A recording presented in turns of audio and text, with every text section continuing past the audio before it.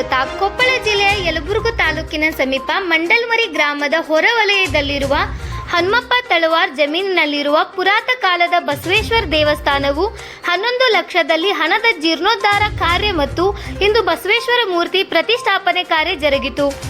ಶ್ರಾವಣ ಸೋಮವಾರ ಲಕ್ಕೊಂಡಿ ಗ್ರಾಮದ ಕಾಳಪ್ಪ ಬಡಿಗೇರ್ ಶಿಲ್ಪಿ ತಯಾರಿಸಿದ ಮೂರ್ತಿಯನ್ನು ಮೆರವಣಿಗೆ ಮೂಲಕ ಗ್ರಾಮಕ್ಕೆ ಕರೆತಂದು ಹೊರವಲಯದಲ್ಲಿ ದೇವಸ್ಥಾನ ವಿವಿಧ ರೀತಿಯ ಪೂಜಾ ವಿಧಿವಿಧಾನಗಳು ಕಾರ್ಯಗಳು ನೆರವೇರಿಸಿ ಇಂದು ಮುಂಜಾನೆ ಬ್ರಾಹ್ಮಿ ಮುಹೂರ್ತದಲ್ಲಿ ಯಲಬುರ್ಗಾ ಮುರುಡಿ ಮಠದ ಬಸಲಿಂಗೇಶ್ವರ ಶಿವಾಚಾರ್ಯ ಮಹಾಸ್ವಾಮಿಗಳು ಮೂರ್ತಿ ಪ್ರತಿಷ್ಠಾನ ಕಾರ್ಯ ನೆರವೇರಿಸಿದರು.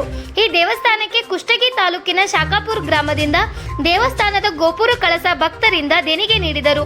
ಗ್ರಾಮದ ಮುಖಂಡರಾದ ಗ್ರಾಮ ಪಂಚಾಯಿತಿ ಸದಸ್ಯ ಸೋಮಲಿಂಗಪ್ಪ ಕುರಿ, ಮುಖಂಡರಾದ ಮಹಾಂತೇಶ್ ಹೊಸೂರು, ಗಂಗಪ್ಪ ಜೂಲ್ಕಟ್ಟಿ, ಬಾಲಾಜಿ ಬಡಿಗೇರ್, ಯಲ್ಲಪ್ಪ ತೆಂಗ್ಯಾಳ್, ಹನುಮಪ್ಪ ತಳವಾರ್, ಯಮನಪ್ಪ ಕಾಗಿ, ಶರಣಪ್ಪ ಪಟ್ಟೇದ್, ನಾಗರಾಜ್ ಕಟ್ಟಿಮನಿ, ಶರಣಪ್ಪ ಬೆಂಚ್ಮಟ್ಟಿ, ಶರಣಪ್ಪ ಮೆನೆದಾಳ್, ಸುನಿಲ್ ತಳವಾರ್, ಪ್ರಭುರಾಜ್ ಪಟೇಲ್, ಶಾಖಾಪುರ್ ಗ್ರಾಮ ಭಕ್ತರು ಉಪಸ್ಥಿತರು ಇದ್ದರು. ನಂತರ ಭಕ್ತರಿಗೆ ಅನ್ನ ಸಂತರ್ಪಣೆ ಕಾರ್ಯ ಜರುಗಿತು. ಆರ್ಫೆ ನ್ಯೂಸ್ ಬೆಂಗಳೂರು.